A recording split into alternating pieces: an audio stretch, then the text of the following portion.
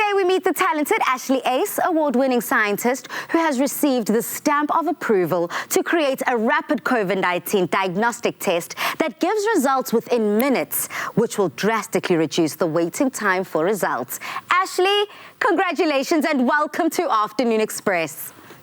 Thank you. This is the mastery I'm talking about, so let's just get straight into it.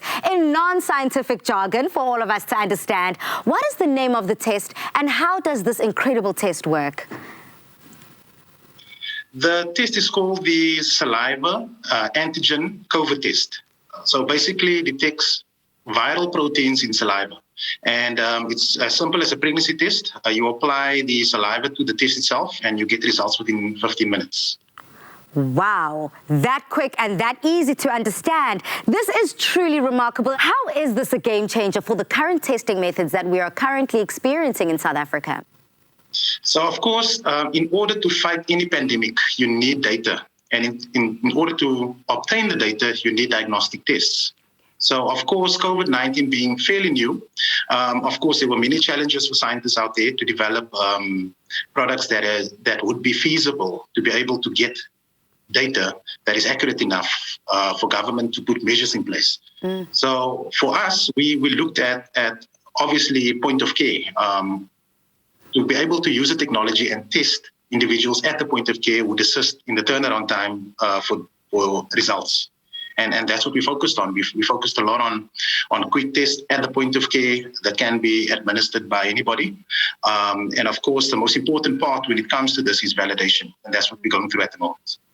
And this is what I want to get into, because then, Ashley, I have to find out, how have you tested the testing kits and how do you know that it will provide a correct result? Yeah, so initial development of test kits, what you do is you obviously positive and negative samples. So, of course, with COVID-19 being so infectious, we, of course, had to use negative saliva and spike it with viral protein to see if we can detect the viral protein at a certain concentration.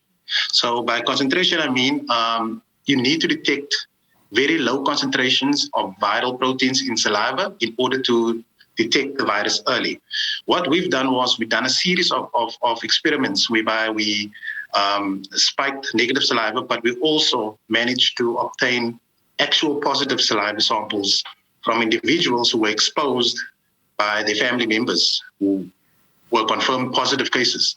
So that's how we were able to access saliva samples early enough in order to do this. How will tests like these help the country in combating the virus?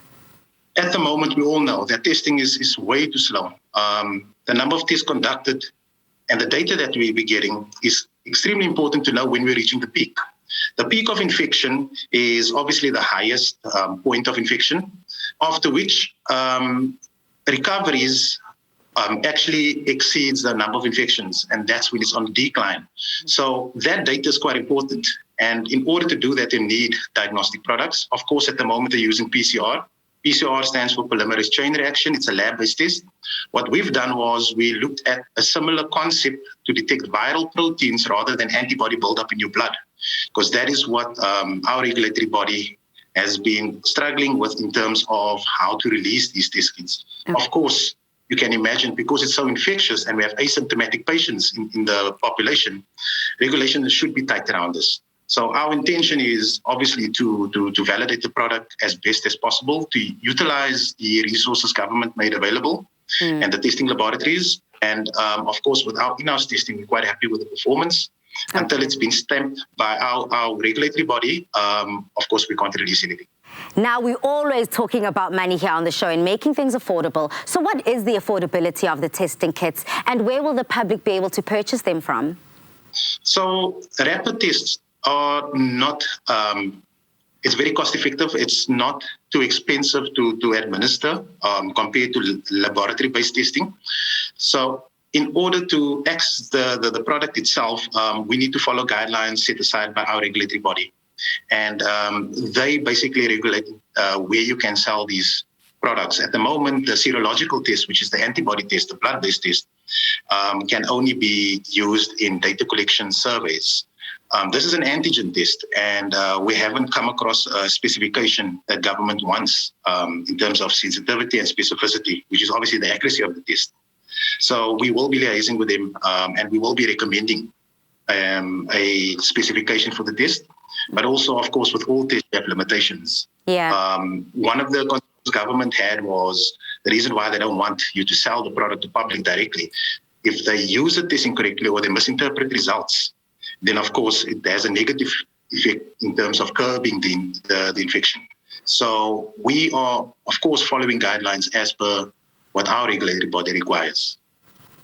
Absolutely. Thank you so much, Ashley, for joining us this afternoon. We really do appreciate it. Brilliant minds like yourself using your expertise to help the rest of South Africans, and I'm sure the world over is definitely going to be watching your lead. We appreciate it. Goodbye. It's a pleasure. Thank you.